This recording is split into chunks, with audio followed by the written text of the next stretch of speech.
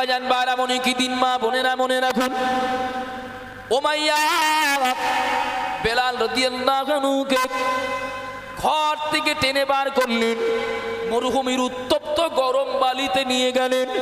ও বাবা জিরা মায়েরা মনে রাখুন, বৈশাখ জ্যৈষ্ঠ মাসে প্রচন্ড গরমে বাইরে শুধু নয়, পাকা রাস্তায় শুধু নয়, দেখবেন যাদের ছাদ দেওয়া বাড়ি, একতলা বাড়ি, ও বাবা জিরা মায়েরা দুপুরে নয় সন্ধ্যার পরে ছাদ দেওয়া বাড়ির তলায়ও ঢোকা যায় না, ঢুকলেই যেন তাপ লাগে, যেন দুপুরের থেকে আরো গরম বেশি লাগে। ঠিক না ভুল?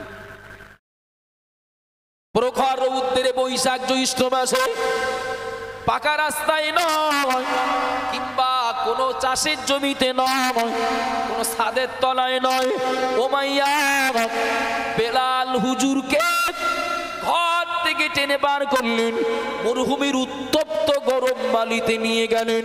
ও আমার গোলাম বেলাল, তুমি বুঝতে পারছো নাকি তোমার কি আযাব হতে পারে, তোমার কি শাস্তি হতে পারে? এই উত্তপ্ত গরম বালিতে তোমাকে কিন্তু শুইয়ে দেওয়া হবে। এখন দাঁড়িয়ে আছো, তোমাকে কিন্তু শুইয়ে দেওয়া হবে, তাও আবার উলঙ্গ করে, জামা কাপড় পরা অবস্থায় নয়। ও বাবা জিরা মায়েরা, হযরত বেলাল রাদিয়াল্লাহু আনহু উমাইয়াকে শুনিয়ে দিলেন, ওগো আমার মনিব, আপনি আমাকে যত জুলুম যত অত্যাচার আমার উপরে করেন না কেন, ইসলাম থেকে আমাকে আলাদা করতে পারবেন না। একটু জোরে বলেন। মনে কি দিন মা বোনেরা মনে রাখুন, কি বলছিলাম আমি, অল্প সংখ্যক মানুষ ইসলাম কবুল করেছিলেন, বৃহৎ সংখ্যক মানুষ তারা ইসলাম থেকে মুখ ফিরিয়ে নিয়েছিলেন।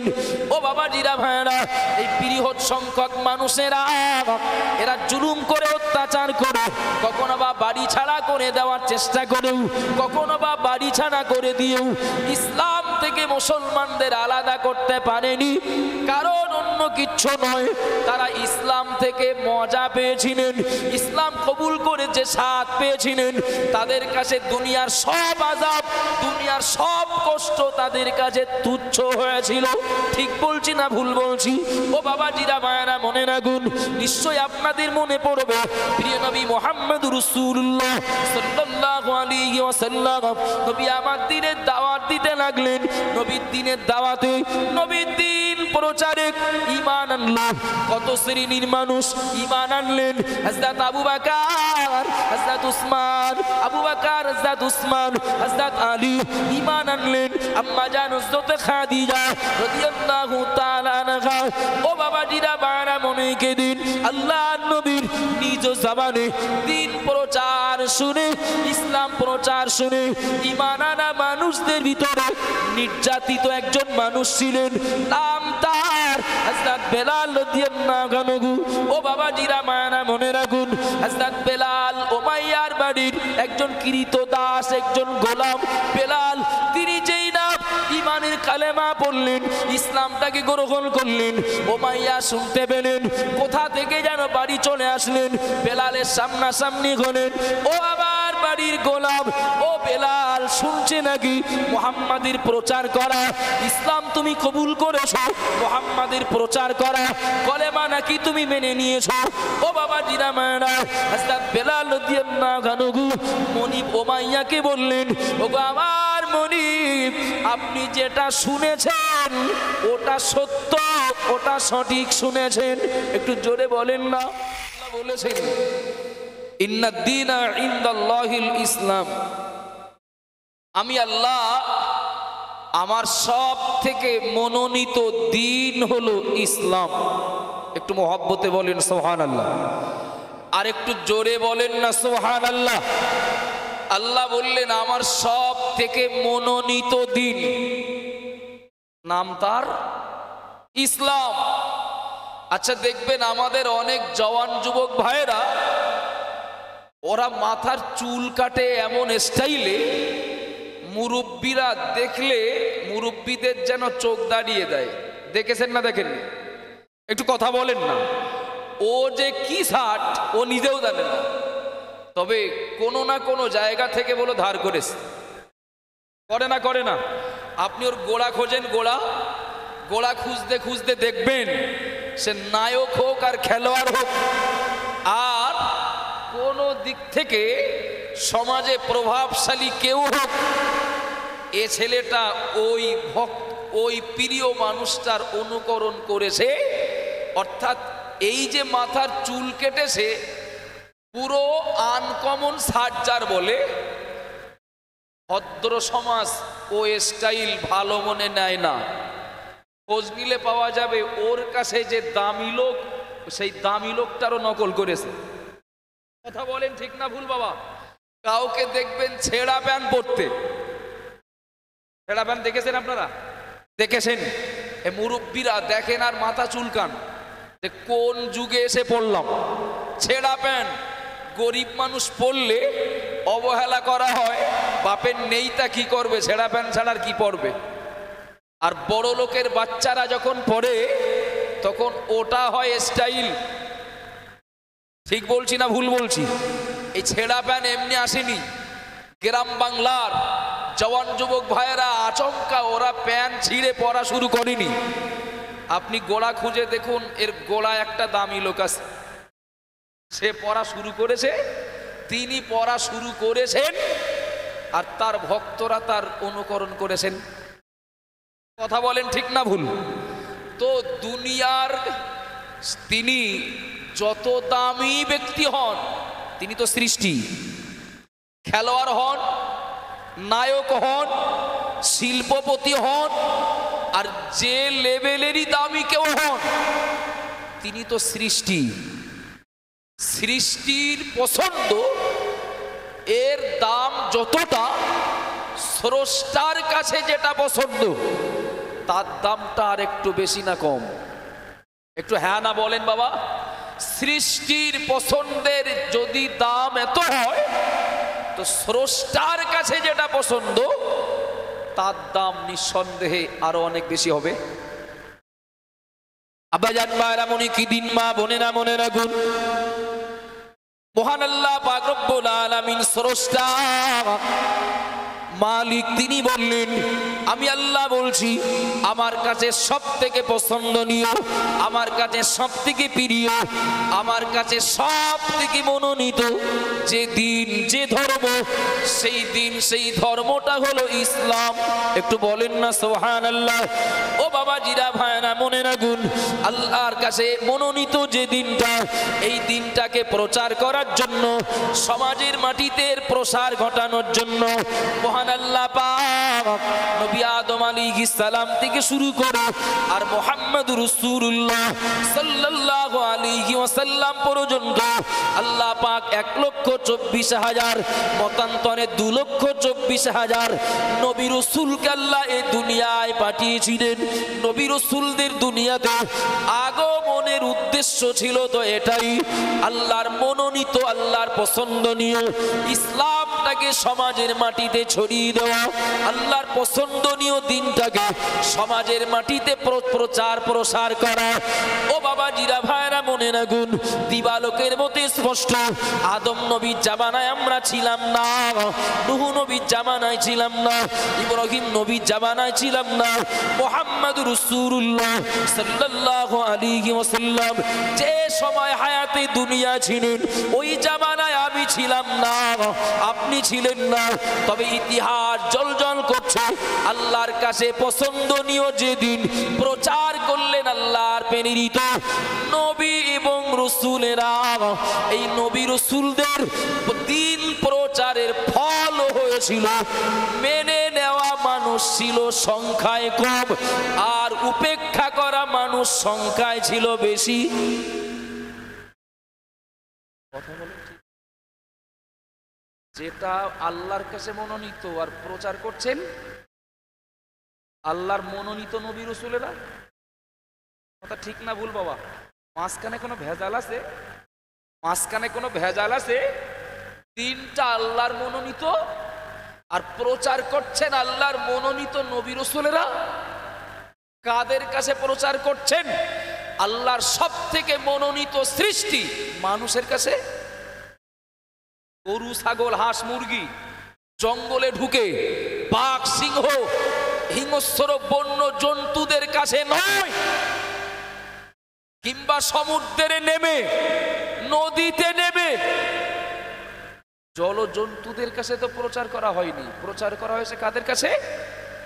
আল্লাহর মনোনীত দিন, আল্লাহর মনোনীত নবী রাসূলেরা প্রচার করলেন আল্লাহর মনোনীত সৃষ্টি মানুষের মাঝে। কথা বলেন ঠিক না ভুল? আব্বাজান ভাইরা, মনে কি দিন, মা বোনেরা মনে রাখুন, প্রত্যেকটা জামানার রেজাল্ট কি?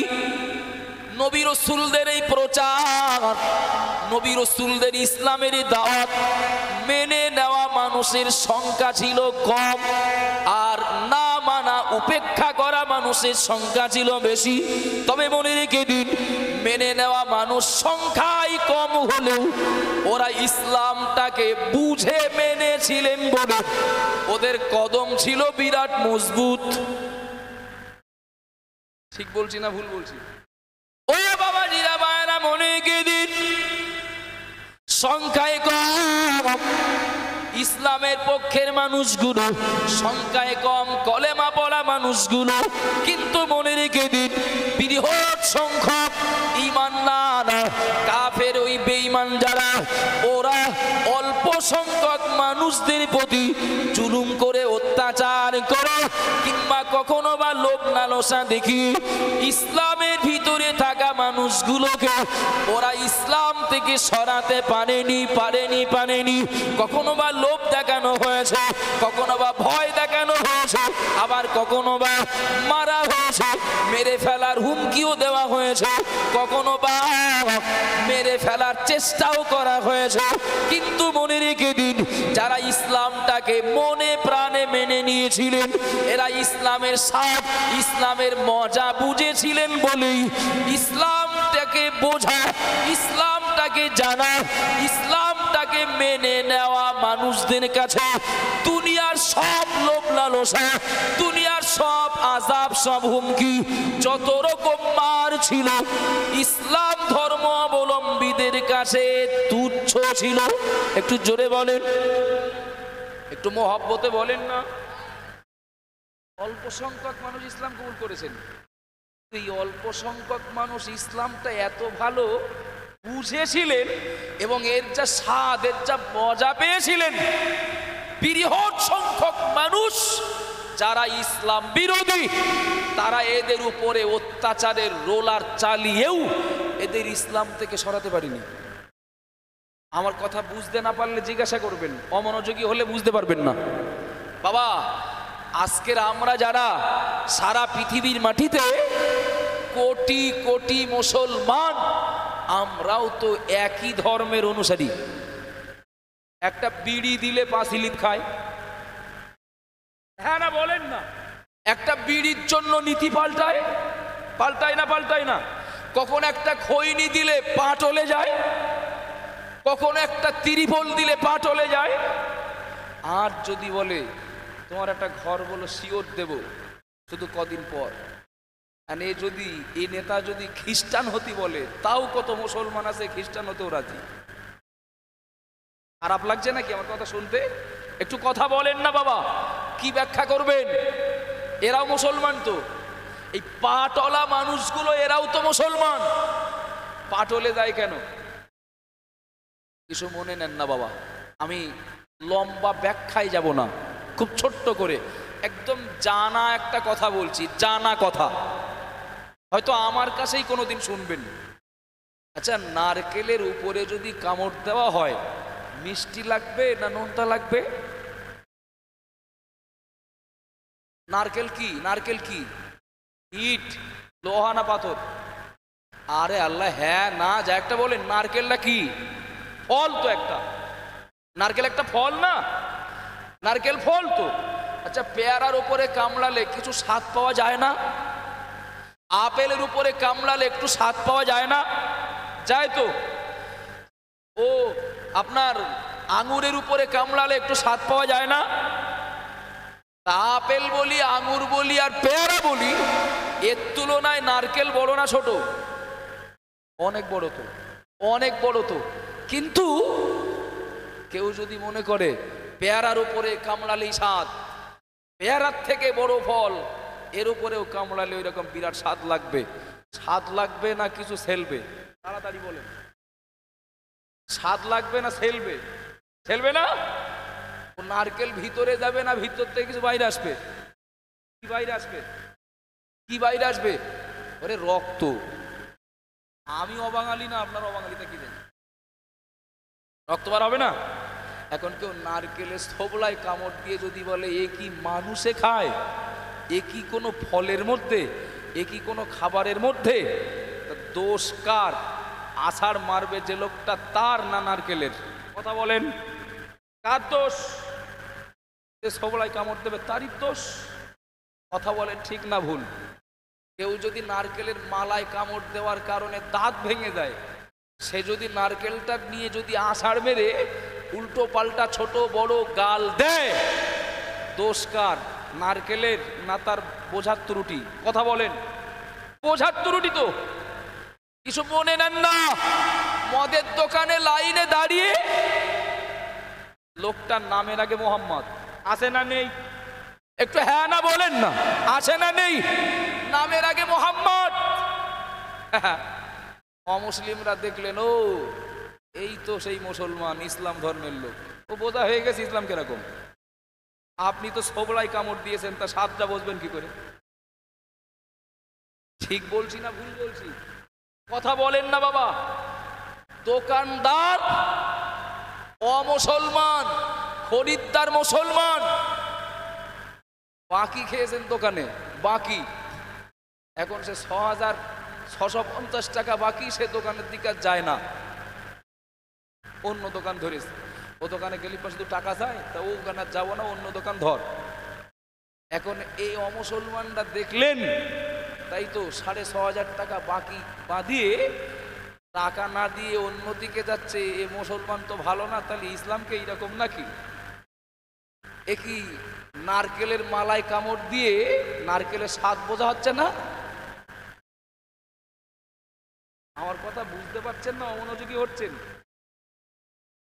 বাসে লেখা থাকে, বাসের ভিতরে লেখা থাকে, দেখবেন 3 বছরের ঊর্ধ্বে পুরা ভাড়া লাগিবে। দেখেছেন না দেখেননি? বাসে এটাও লেখা থাকে পকেট মার হইতে সাবধান। থাকে না? থাকে না? থাকে তো। কিছু মনে নেন না, সবাই এক বাসের যাত্রী মানে যে সবাই প্যাসেঞ্জার না, ওর ভিতরে 1-2 জন পকেট মারও থাকতে পারেন, বেশ তার একই। সবাই মুসলমান নাম নিয়ে এ সমাজে চলছেন, তাই বলে যে সবাই খাঁটি ইসলামের এমনটা না। পকেট মারের মতো 1-2 জন আসেন। অমুসলিম হতে পারে, হিন্দু হতে পারে, খ্রিস্টান হতে পারে, বৌদ্ধ, শিখ, চৈতন্য, ইহুদি। ওটাও একটা ধর্ম, মানে একটা বাস। ও বাসের যাত্রীরা সব যাত্রী, সব প্যাসেঞ্জার না। ওর ভিতরে 1-8 জন পকেট মার আছে না নেই? আছে তো। কোনো পকেট মারকে দেখে যেন বাস তাকে দায়ী না করি, ড্রাইভারের জামার কলার যেন না ধরি। আব্বাজান ভাইরা, মনে কি দিন, মা বোনেরা মনে রাখুন। কি বলছিলাম আমি? অল্প সংখ্যক মানুষ ইসলাম কবুল করেছিলেন, বৃহৎ সংখ্যক মানুষ তারা ইসলাম থেকে মুখ ফিরিয়ে নিয়েছিলেন।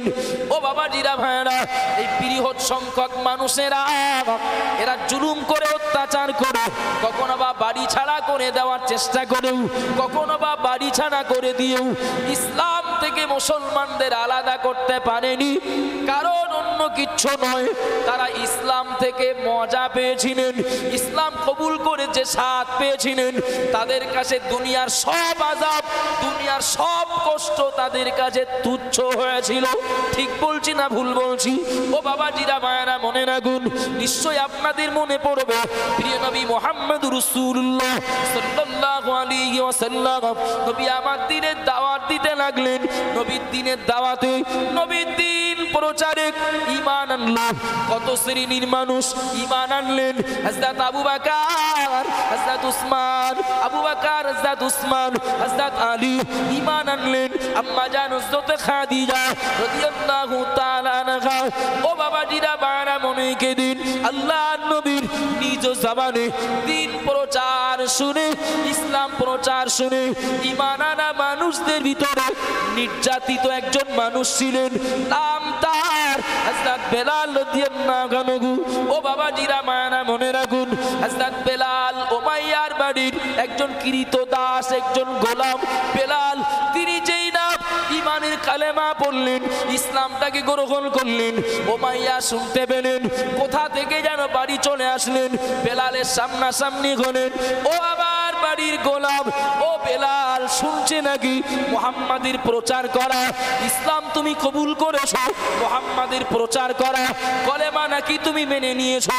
ও বাবা জিরা মায়েরা, হযরত বেলাল রাদিয়াল্লাহু আনহু মনিব উমাইয়াকে বললেন, ওগো আমার মনিব, আপনি যেটা শুনেছেন ওটা সত্য, ওটা সঠিক শুনেছেন। একটু জোরে বলেন না, আর একটু মহব্বতে হবে না? সঠিক শুনেছেন আপনি? উমাইয়া বললেন, তোমার তো সাহস কম না? একটু মন দিয়ে শুনতে থাকুন, আমি একটা গন্তব্যে নিয়ে যাব ইনশাল্লাহ। তোমার তো সাহস কম না? তুমি জানো এর পরিণাম কি হতে পারে? বেলাল বললেন, ইসলাম গ্রহণ করে আমি যা স্বাদ পেয়েছি, যা মজা পেয়েছি, কলেমাটা পড়ে আমি যে মজা পেয়েছি, দুনিয়ার সব কষ্ট এমনকি মৃত্যুটাও আমার কাছে কোনো ব্যাপারই না। একটু সুবহানাল্লাহ বলবেন না? আব্বাজান বারা মনে কি দিন, মা বোনেরা মনে রাখুন, উমাইয়া বেলাল রাদিয়াল্লাহু আনহুকে ঘর থেকে টেনে বার করলেন, মরুভূমির উত্তপ্ত গরম বালিতে নিয়ে গেলেন। ও বাবা জিরা মায়েরা মনে রাখুন, বৈশাখ জ্যৈষ্ঠ মাসিক প্রচন্ড গরমে বাইরে শুধু নয়, পাকা রাস্তায় শুধু নয়, দেখবেন যাদের ছাদ দেওয়া বাড়ি, একতলা বাড়ি, ও বাবা জিরা মায়েরা দুপুরে নয় সন্ধ্যার পরে ছাদ দেওয়া বাড়ির তলায়ও ঢোকা যায় না, ঢুকলেই যেন তাপ লাগে, যেন দুপুরের থেকে আরো গরম বেশি লাগে। ঠিক না ভুল? প্রখর রৌদ্রে বৈশাখ জ্যৈষ্ঠ মাসে পাকা রাস্তায় নয়, কিংবা কোনো চাষের জমিতে নয়, কোনো ছাদের তলায় নয়, উমাইয়া বেলাল হুজুরকে ঘর থেকে টেনে বার করলেন, মরুভূমির উত্তপ্ত গরম বালিতে নিয়ে গেলেন। ও আমার গোলাম বেলাল, তুমি বুঝতে পারছো নাকি তোমার কি আযাব হতে পারে, তোমার কি শাস্তি হতে পারে? এই উত্তপ্ত গরম বালিতে তোমাকে কিন্তু শুইয়ে দেওয়া হবে। এখন দাঁড়িয়ে আছো, তোমাকে কিন্তু শুইয়ে দেওয়া হবে, তাও আবার উলঙ্গ করে, জামা কাপড় পরা অবস্থায় নয়। ও বাবা জিরা মায়েরা, হযরত বেলাল রাদিয়াল্লাহু আনহু উমাইয়াকে শুনিয়ে দিলেন, ওগো আমার মনিব, আপনি আমাকে যত জুলুম, যত অত্যাচার আমার উপরে করেন না কেন, ইসলাম থেকে আমাকে আলাদা করতে পারবেন না। একটু জোরে বলেন, আর একটু মহব্বতে বলেন। ও বাবা জিরা মায়েরা মনে কে দিন, আমি বলছি যত সহজে, আপনারা শুনছেন যত সহজে, বাস্তবটা কিন্তু অতটা সহজ নয় বাবা। নবীর দিন প্রচারে ঈমান আনার কারণে, ইসলামটাকে গ্রহণ করার কারণে হযরত বেলাল রাদিয়াল্লাহু আনহুকে মরুভূমির উত্তপ্ত গরম বালুতে শুইয়ে দেয়া হলো। ও বাবা জিরা মায়েরা মনে রাখুন, মরুভূমির উত্তপ্ত গরম বালুতে বেলাল হুজুরকে শুইয়ে দেয়া গেল। এবার উমাইয়া একটা বেত নিয়ে আসলেন, বেত বেত বেত একটা বেত নিয়ে আসলেন। ওই বেত নিয়ে উমাইয়া বেলালকে মরুভূমির উত্তপ্ত গরম বালুতে শুইয়ে দিয়ে উমাইয়া বেত দিয়ে বেলালকে আঘাত করেন, মারতে থাকেন। হযরত বেলাল রাদিয়াল্লাহু আনহু তিনি উত্তপ্ত গরম বালুতে শুয়ে বেতের বাড়ি খাওয়া অবস্থায় জবান দিয়ে ঈমানের কালেমা জারি রেখে দিয়েছেন। আর একটু মহব্বতে বলবেন না? ও বাবাজিরা মায়েরা মনে রাখুন, উমাইয়া বেলালকে বেত্রাঘাত করে যখন বেলালকে ইসলাম থেকে, মুহাম্মাদুর রাসূলুল্লাহ থেকে আলাদা করা গেল না, উমাইয়া এবার বেলালকে হুমকি দিতে লাগলেন, ও বেলাল জানো নাকি পরবর্তী শাস্তি কি? বেলাল বললেন, যাই হোক, মৃত্যু ছাড়া আর কিছু হবে না। আল্লাহ বলবেন না একটু? উমাইয়া একটা লোহার রড নিয়ে আসলেন, বেলালকে দেখাচ্ছেন, বেলাল এটা বেত নয়, এটা কিন্তু লোহার রড, দেখতে পাচ্ছ নাকি? ও বেলাল দেখতে পাচ্ছ নাকি? এটা কিন্তু লোহার রড। বেলাল বললেন, হ্যাঁ আমি দেখতে পাচ্ছি, হ্যাঁ আমি বুঝতে পারছি। উমাইয়া বললেন, ও বেলাল এখন একরকম তুমি দেখছো, এই লোহার রডটা গরম করা হবে, তোমার গায়ে ঠেসে ধরা হবে, বুঝতে পারছো তোমার পরিণাম, তোমার পরিণতি কি হতে পারে?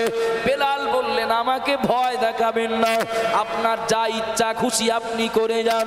ও বাবাজিরা ভাইরা মনে রাখুন, হযরত বেলাল উলঙ্গ অবস্থা মরুভূমির উত্তপ্ত গরম বালুতে শুয়ে আছেন, তাকে বেত্রাঘাত করে উমাইয়া ক্ষান্ত হলেন না।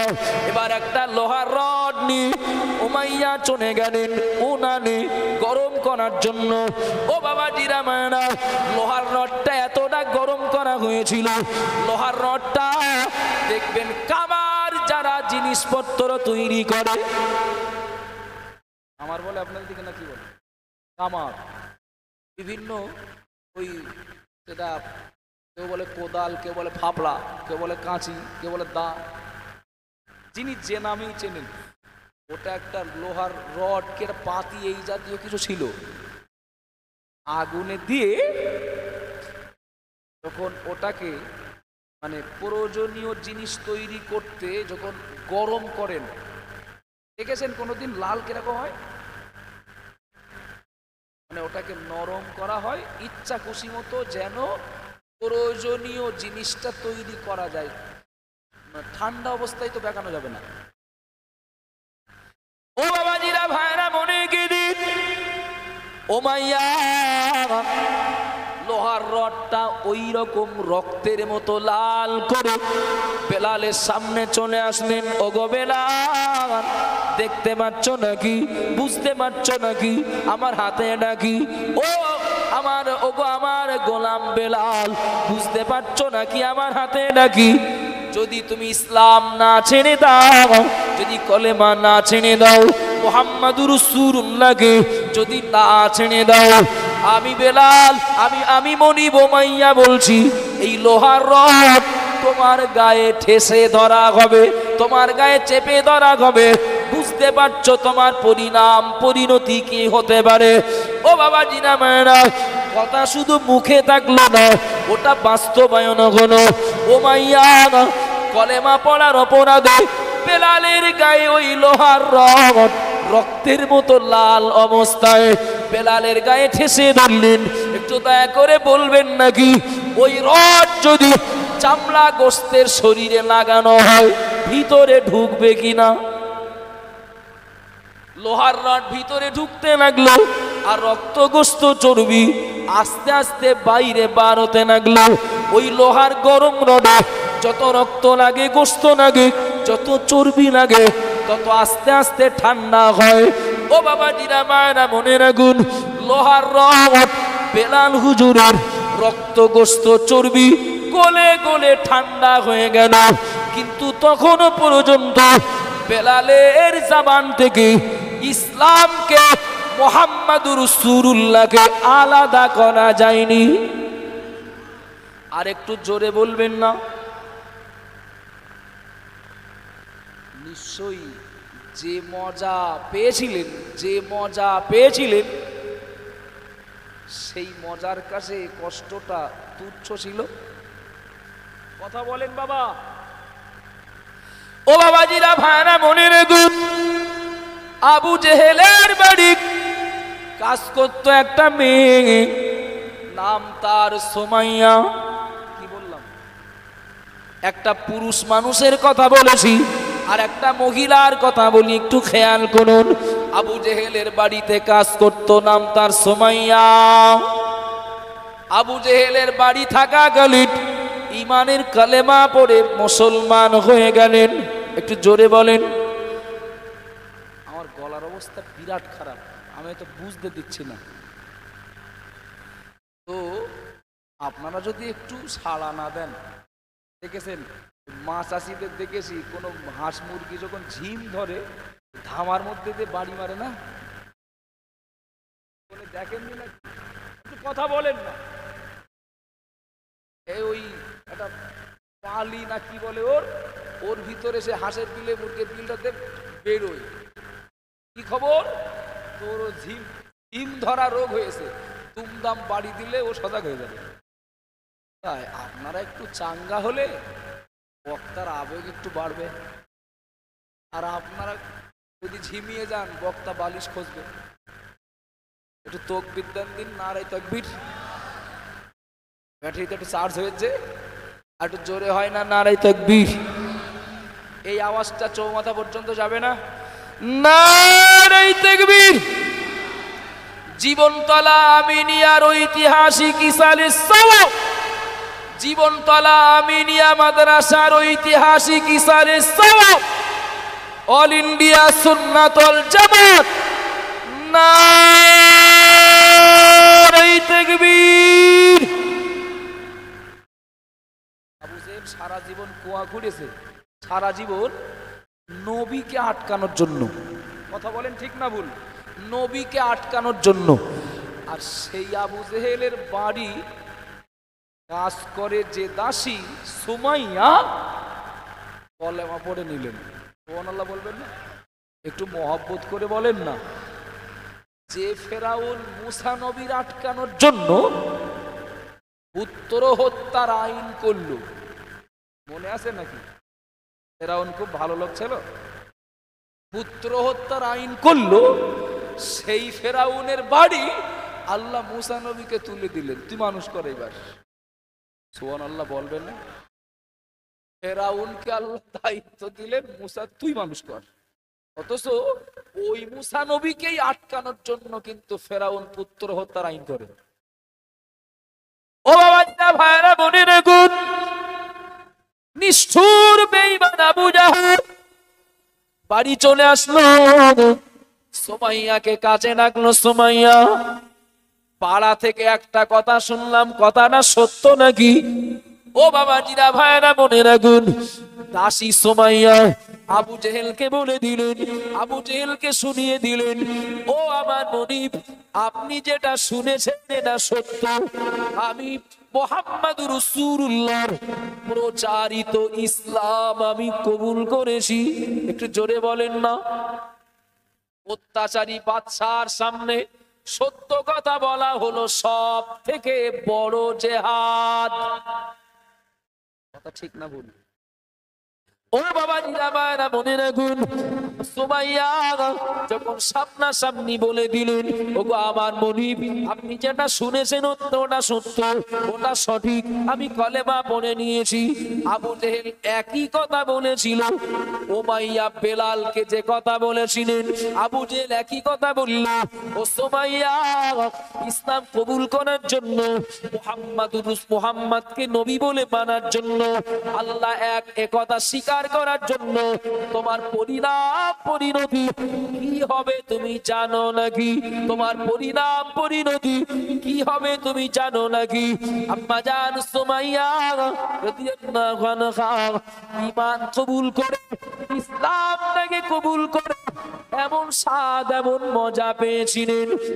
মনিব আবু জাহালকে শুনিয়ে দিলেন, ওগো আমার মনিব আবু জাহাল, আমি সুমাইয়া ইসলাম কবুল করেছি, মুহাম্মদুর রাসূলুল্লাহকে আপন করে নিয়েছি।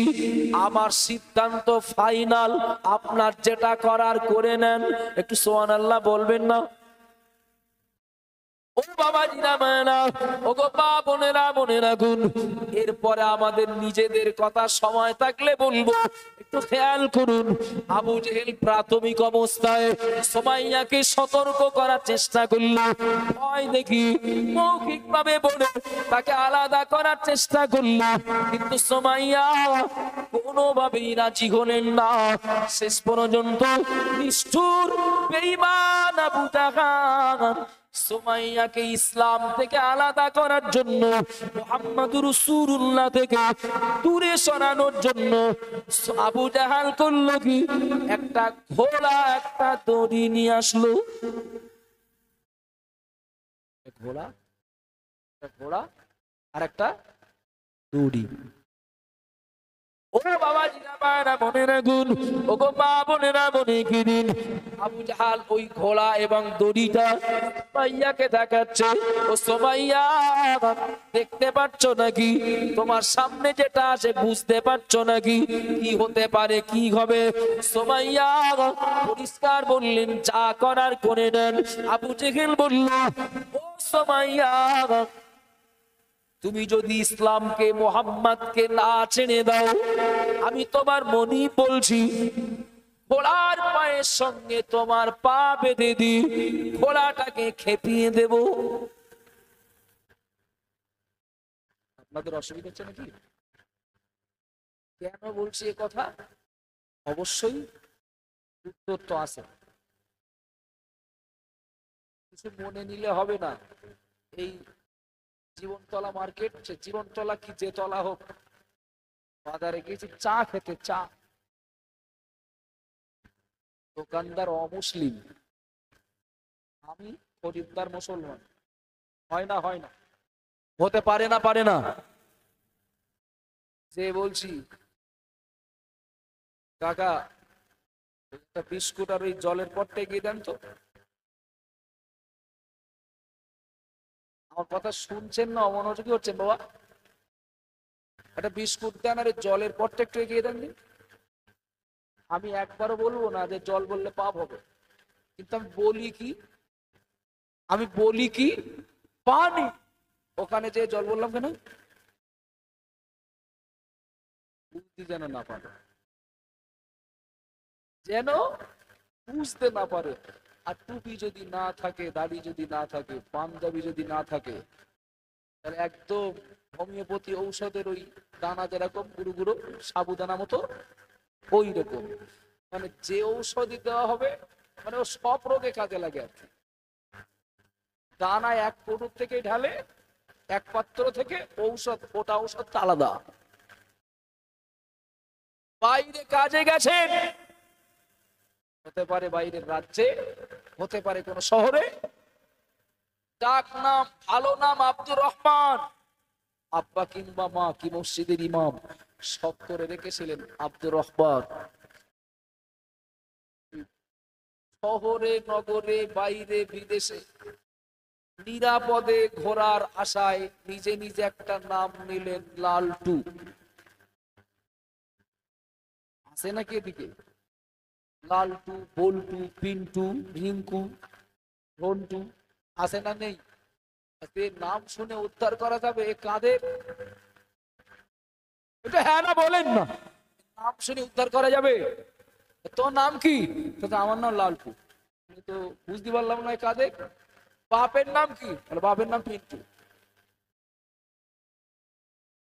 লুঙ্গি না খোলা পর্যন্ত শিওর হওয়া যাবে না।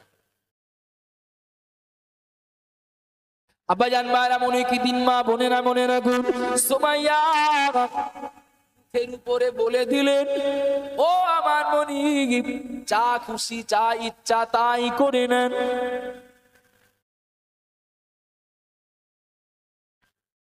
ও বাবা জিদা মায়েরা খেয়াল করুন, সুমাইয়া সামনে ঘোড়াটা, সামনে দড়ি নিয়ে দাঁড়িয়ে আবু জেহেল করলো কি, মুখের কথা বলে যখন হলো না, সুমাইয়াকে শুইয়ে দি, সুমাইয়ার একটা পায়ের সঙ্গে ঘোড়ার একটা পা বেঁধে দিল। অপরাধ কি চুরি করেছেন? চুরি করেছেন? আবু জেহেলের বাড়ির কোনো মাল সম্পদ ক্ষতি করেছেন? ও বাবা জিরামানা মনে রাখুন, ঘোড়ার পায়ের সঙ্গে সুমাইয়ার পাটা বেঁধে দিয়ে আবু জাহাল এবার ঘোড়াটাকে খেপিয়ে দিয়েছে, ঘোড়াটাকে লেনিয়ে দিয়েছে। ও বাবা জিরামানা মনে রাখুন, ঘোড়াটা লেনিয়ে দিয়ে ঘোড়াটা খেপিয়ে দেওয়ার পর অবস্থা তো বিরাট খারাপ হয়ে গেল, অবস্থা বিরাট করুণ হয়ে গেল। ঘোড়ার যে পথে দৌড়ায়, উঁচু নিচু রাস্তা, কত ঢিল কোনা রাস্তা, কত ঝিল রয়েছে, বালু কোনা রয়েছে, ওই রাস্তা দিয়ে পাপ যদি বাধা থাকে, হাঁটতে হাঁটতে দৌড়াতে দৌড়াতে যাবেন, সেটা তো সম্ভব নয়। পুরো বডিটা তার মাটিতে, ওই অবস্থায় চলছে বাবা। ও বাবা জিরামানা, অপরাধ অন্য কিচ্ছু না, কেবলমাত্র অপরাধ আবু জেহেলের কাছে এটাই, সুমাইয়া কলেমা পড়লো কেন, সুমাইয়া মুসলমান হলো কেন, ইসলাম কবুল করলো কেন। ও বাবা জিরামানা মনে রাখুন, আবু জাহাল কিছু সময় ঘোড়াটাকে ছুটিয়ে সামনে আগিয়ে যে ঘোড়াটা দাঁড় করিয়ে দিল, মনে করেন হাফ কিলোমিটার কিংবা 1 কিলোমিটার চলার পর আবু জেহেল নিজেই ঘোড়াটা দাঁড় করিয়ে দিল, অবস্থাটা বোঝার জন্য, অবস্থাটা জানার জন্য। ও বাবা জিরামানা, ঘোড়ার পিছন পিছন যখন ওই আপনার সুমাইয়া দৌড়াচ্ছিলেন, সারা রাস্তা রক্ত, গায়ের চামড়া ছিঁড়ে যায়, গায়ের চামড়াগুলো ফেটে যায়, সারা রাস্তা রক্ত পড়তে পড়তে যায়। কারণ এত শাস্তি দেওয়ার কারণ অন্য কিছু নয়, উদ্দেশ্য হলো এটা, শাস্তি দিয়ে যদি তাকে ইসলাম থেকে আলাদা করা যায়। ছোট্ট একটা প্রশ্ন, ছোট্ট একটা প্রশ্ন মনে জাগে, এখন জাগছে তা না, এটা বহুদিনের, আপনারও মনে জাগতে পারে। আচ্ছা, কেউ ইসলাম কবুল করেছেন, কেউ মুসলমান হয়েছেন, তো এই আবু জেহেল আবুল হাবদের এত রাগ কেন? মুসলমানরা তো ওদের খায় না, পড়ে না, ওদের বাড়ি যায় না, ওদের মাল সম্পদ কেড়ে নেয় না, কথা বলেন ঠিক না ভুল?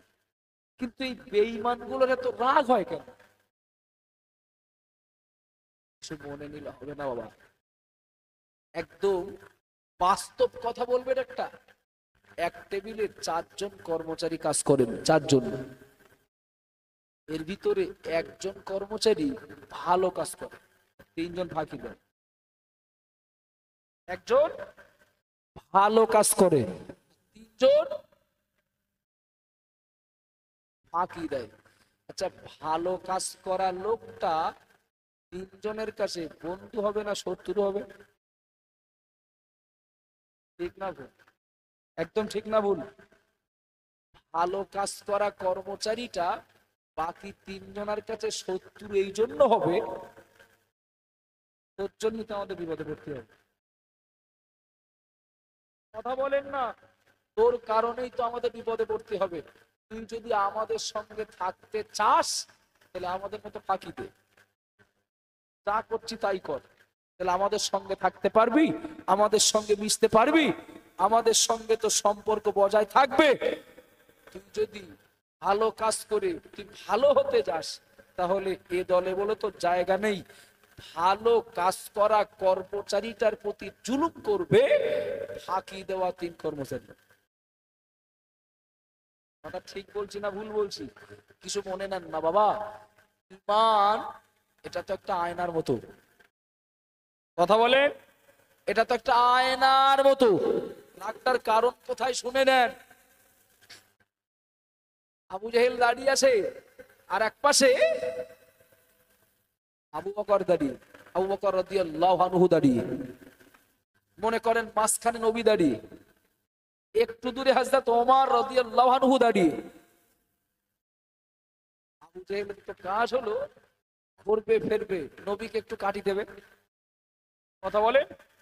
আবু জেহেল এসেই নবীর পাশে দাঁড়িয়েই, ও মুহাম্মদ, তোমার চেহারাটা কয়লার মতো দেখছি কেন বলো দিন?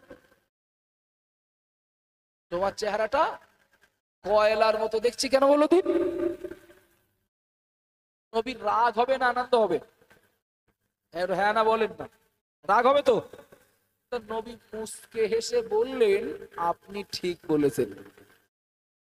তাকবীর দেন, নারে তাকবীর। আর একটু জোরে বলেন নারে তাকবীর। মুজাহিদে মিল্লাত মুফতি সাহেব হুজুর বলেন জিন্দাবাদ। মুজাহিদে মিল্লাত মুফতি সাহেব হুজুর বলেন জিন্দাবাদ। অল ইন্ডিয়া সুন্নাতুল জামাআত জীবনতলা আমিনিয়া মাদ্রাসার ঐতিহাসিক ইসালে সওয়াব। নারে তাকবীর।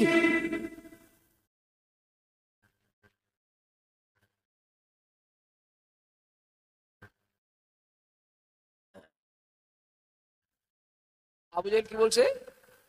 আবু জেহেল কি বলছে? ও মোহাম্মদ, চেহারাটা কালো কয়লার মতো। নবী বললেন ঠিক বলেছ। পাশ থেকে হযরত আবু বকর হুজুর বললেন, আমি দেখছি আপনার চেহারাটা পূর্ণিমার চাঁদের থেকে উজ্জ্বল। আর একটু মহব্বতে বলবেন না? আমি দেখছি, এই কথাটা শেষ করছি, আমি দেখছি আপনার চেহারাটা পূর্ণিমার চাঁদের থেকেও উজ্জ্বল। আবু জেহেল কেউ নবী বললেন আপনি ঠিক বলেছেন। আবু বকর কেউ নবী বললেন আপনি ঠিক বলেছেন। কথা দুটো, মন্তব্য দুটো এক না আলাদা? আলাদা তো।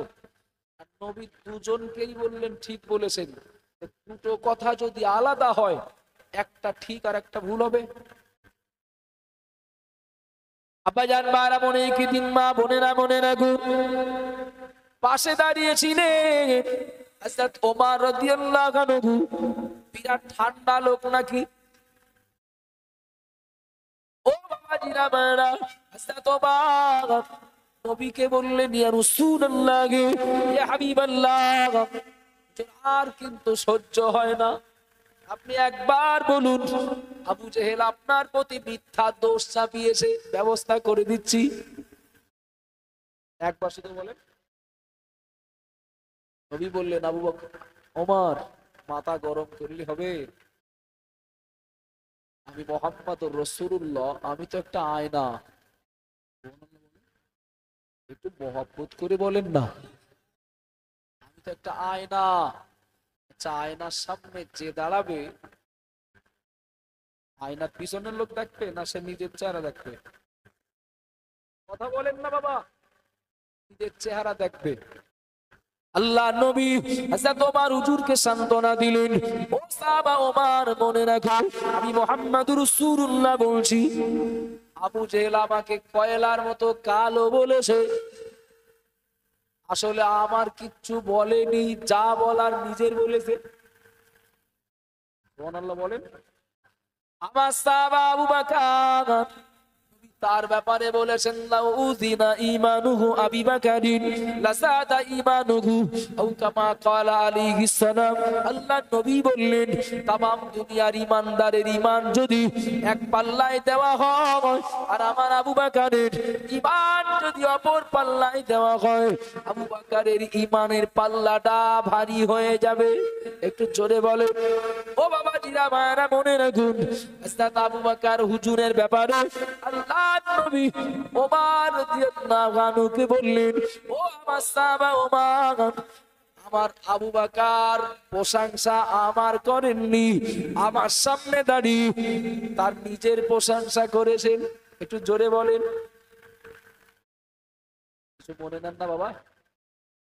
ইসলাম ধর্মের মানুষ যদি দিন গেলে বেড়ে যায়, তত চোর জালিয়া চিটিংবাজ, পরের মাল আত্মসাৎকারী, হক নষ্টকারী, দু নম্বরই যত কারবার করার লোক আছে, এদের তো অসুবিধা হবে। আলো যত বাড়বে, চোর তো তত অন্যের সামনে চিহ্নিত হবে। ঠিক বলছি না ভুল বলছি? যত লাইট কম হবে, তত এর ভিতরে অন্ধকারে দুর্নীতি করতে সুবিধা হবে। কিন্তু আলো যত বেশি জ্বালানো হবে, তত যারা দু নম্বরী লোক, তারা তো অন্যের সামনে সহজে ধরা পড়বে। এই জন্য আলো দেখলে ওরা লাঠি দিয়ে ভেঙে দেয়।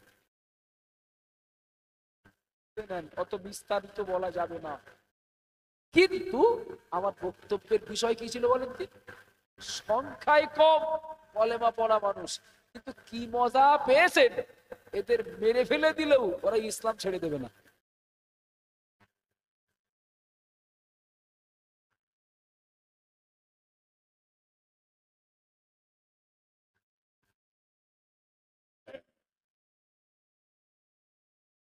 আমার কথাই কি আপনারা রেগে যাচ্ছেন নাকি? চলেন। এই জন্য এই জন্য কাফের বেঈমানেরা রেগে যেত, এরা খেপে যেত। ভারতবর্ষের মাটিতে খাজা মঈনুদ্দিন চিশতি আজমিরি রহমতুল্লাহ আলাইহি ইসলাম প্রচার করছিলেন। আপনিও ছিলেন না, সেই সময় আমিও ছিলাম না, কিন্তু ইতিহাস তো জানি খাজা মঈনুদ্দিন চিশতি তো কারো ঘরে আগুন দেননি। দিয়েছিলেন নাকি বাবা? খাজা মঈনুদ্দিন চিশতি কারোর তো জমি কেড়ে নেননি, কারণ বাড়ি তো দখল করে নেননি। তো তার উপরে এত আক্রমণ, এত জুলুম, পিতৃরাজ ও তার সৈন্যদের পক্ষ থেকে কেন? কারণ ইসলাম আলো সহ্য করতে পারেনি। যাদের আলো জ্বাললে অসুবিধা হয় তারা। আব্বাজান বারা মনে কি দিন মা বোনেরা গুণ সুমাইয়া পিছন পিছন দৌড়ায়। আবু জেহেল সুমাইয়ার কাছে চলে গেল, ঘোড়াটা থামিয়ে দি। দেখতে পেল সুমাইয়ার সমস্ত গায়ে রক্ত। ও বাবা জিরা বায়রা বোনেরা গুণ, সুমাইয়ার মুখের কাছে মুখ লাগি বেঈমান আবু জেহেল বলছে, ও সুমাইয়া কতটা কষ্ট হচ্ছে বুঝতে পারছো, কতটা লাগছে বুঝতে পারছো, কতটা রক্ত ঝরছে বুঝতে পারছো। আমি তোমার মনিব বলছি, এখনো তুমি ইসলাম ছেড়ে দাও, এখনো মুহাম্মদকে ছেড়ে দাও। আমি তোমার চিকিৎসা করব, আমি তোমার ডাক্তার দেখাবো, তোমার সুস্থ করার ব্যবস্থা করব। ও বাবা জিরা বায়রা মনে রাখুন, এত কষ্টের ভিতর দিয়ে, এত কষ্টের মধ্য দিয়ে সুমাইয়ার জবান দিয়ে কখনো ঈমানের কালেমা জারি। একটু জোরে বলবেন না? আর একটু মহাব্বতে হবে না? কি করা যাবে? শাস্তির মাত্রা আরো বাড়াতে হবে। ও বাবা জিরা বায়রা, ও বাবা বোনেরা গুণ, কিছু মনে নেন না বাবা। আমরাও মুসলমান, ইসলাম নিয়ে খেলা করি, খামখেয়ালি ইসলাম মানি, খামখেয়ালি ধর্ম মানি, খামখেয়ালি ইসলামের আনুগত্য করি। মন চাইলে মানি না, কিছু মানি না, কিছু ছাড়ি, কিছু ধরে রাখি। কিন্তু না বাবা, ইসলামের প্রতি আকর্ষণ আমাদের কম, কারণ অন্য কিচ্ছু নয়। মনে হয় আমরা ইসলামের স্বাদ বা মজাটা বুঝতে পারিনি। ঠিক বলছি না ভুল বলছি? ও বাবা জিরা মেয়েরা, আবু জেহেল করলো কি? এবার একটা পাথর নিয়ে আসলো। পাথর। ও সুমাইয়া, দেখতে পাচ্ছ নাকি তোমার পায়ের সঙ্গে ঘোড়ার পা বাঁধা আছে? ওটা কিন্তু খোলা হবে না সুমাইয়া।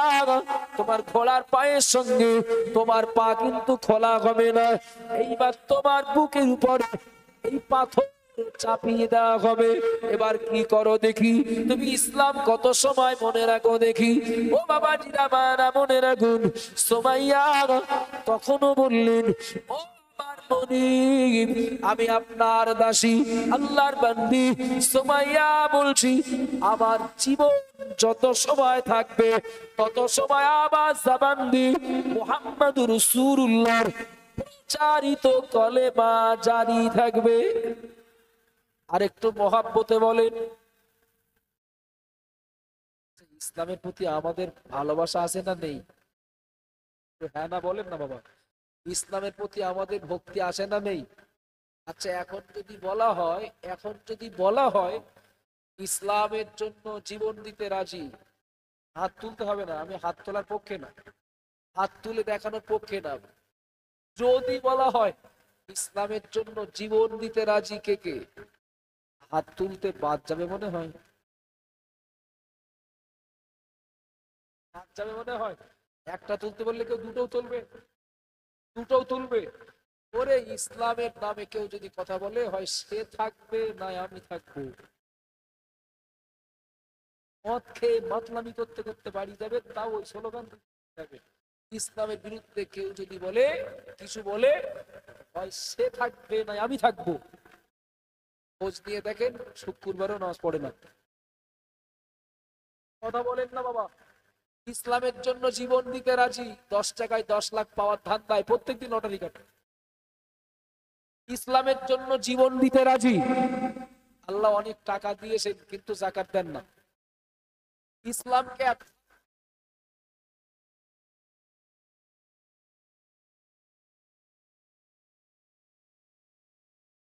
মাফ করবেন। বলবেন, আমি আমার বাপকে না বিরাট ভালোবাসি, আমার বাপের জন্য আমি জীবন দিতেও রাজি, এটা আমার দাবি। যা আমার বাপের লুঙ্গি ছিঁড়ে গেছে, বাপের লুঙ্গি ছিঁড়ে গেছে, আমাকে বলছে খোকা একটা লুঙ্গি এনে দিও দিন। আমি বাজার থেকে লুঙ্গি না নিয়ে বাড়ি গেছি, আব্বা জিজ্ঞেস করছে খোকা লুঙ্গি এনেছো নাকি? আব্বা লুঙ্গি আমি দেবো না, তবে আমি যে তোমার কি ভালোবাসি তো আমি জানি। শেষ কথাটা শুনতে হবে, এত সময় ধরে কি বললাম আমি, শেষ ফিনিশিংটা নেন। কোথাও যাচ্ছি, খোকা বাজারে যাচ্ছ নাকি বাপ? হ্যাঁ আব্বা বাজারে যাচ্ছি। তা আমার জন্য আনার সময় পারলে দুটো রসগোল্লা এনে দিন বাপ, রসগোল্লা এনে দিন। এখন মোটামুটি বাজার থেকে বাড়ি গেলাম, বুড়ো মানুষ জিজ্ঞাসা করছেন রসগোল্লা এনেছো বাপ? আব্বা রসগোল্লা আমি আনিনি, আমি তোমার জন্য জীবন দিতে রাজি। আমার কথা শুনছেন না, মনোযোগী হচ্ছেন? 2 পিস রসগোল্লা দেবো না আমি, অথচ বাপের জন্য জীবন দেবো। আচ্ছা আমি খুব হেরের সন্তান নাকি?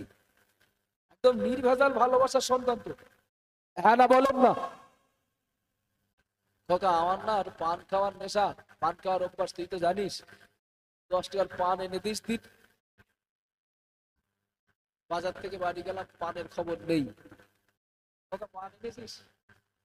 পান পান আমি আনিনি, তবে তোমার জন্য আমি রক্ত দিতে রাজি, আমার কিডনি দিতে রাজি, আমার চোখ তুলে যদি কোনোদিন দিতে হয়, প্রয়োজনে হয় সেদিনও আমি দিতে রাজি।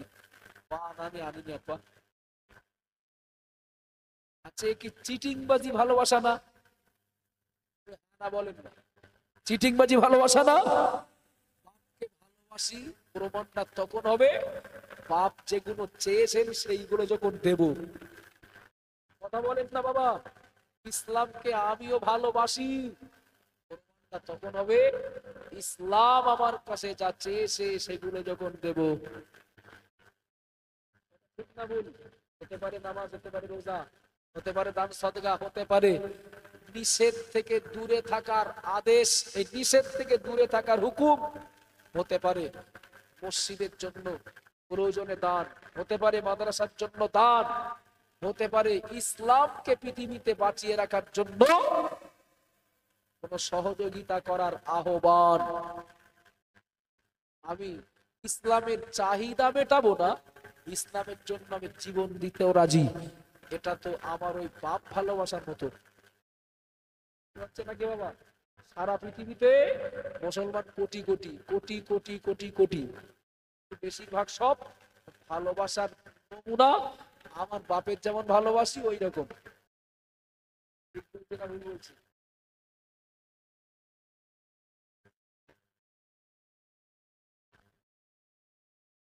আমার উপরে রাগ করলেন নাকি? আচ্ছা আমার কি মন্তব্যটা ভুল? একটু হ্যাঁ না বলেন না, আমার মন্তব্য ভুল নাকি?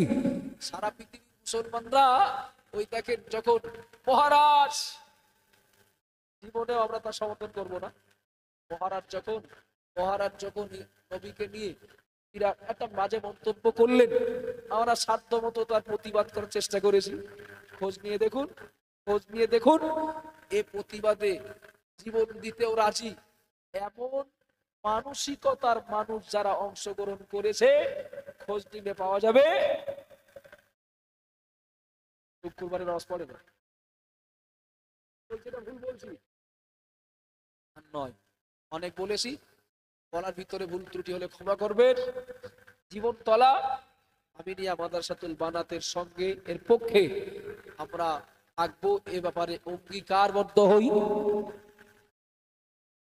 বালতি সিদ্দিকী আমিনিয়া মাদ্রাসা রিসালে সওয়াব আগামী 19 এবং 20 অজ্ঞারণ অনেকগুলো মিডিয়া আছে তাই প্রচারটা দিলাম।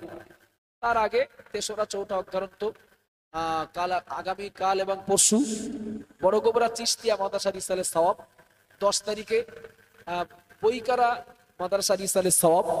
এর মাঝখানে আরো আছে, সব স্মরণে আসছে না। আগামী 19 এবং 20 অজ্ঞারণ বালতি মাদ্রাসা রিসালের সওয়াব। আগামী 17ই মাঘ স্বরূপনগর থানার অন্তর্গত তরণীপুর মা আমেনা মাদ্রাসাতুল বানাত নামে মেয়েদের যে নতুন মাদ্রাসাটা হয়েছে, এতগুলো মিডিয়ার সামনেই একটু দাওয়াতটা দিচ্ছি। মা আমেনা মাদ্রাসাতুল বানাতের রিসালের সওয়াব আগামী 17ই মাঘ। শেষ নিবেদন, হাফ মিনিট। বালতি মাদ্রাসার অনেকে সদস্য আছেন যারা কেউ বছরে 100 কেউ 200 টাকা চাঁদা দেওয়ার প্রতিশ্রুতি দিয়ে আসেন। কিছু আমন্ত্রণ পত্র আমার কাছে আসে। যারা সদস্য এমন কেউ যদি থাকেন, আমার এই উপকারটুকু একটু করবেন, সদস্য কার্ডগুলো একটু নিয়ে যাবেন। ওমা আলাইনা ইল্লাল বালাগ। দরুদ শরীফ আল্লাহুম্মা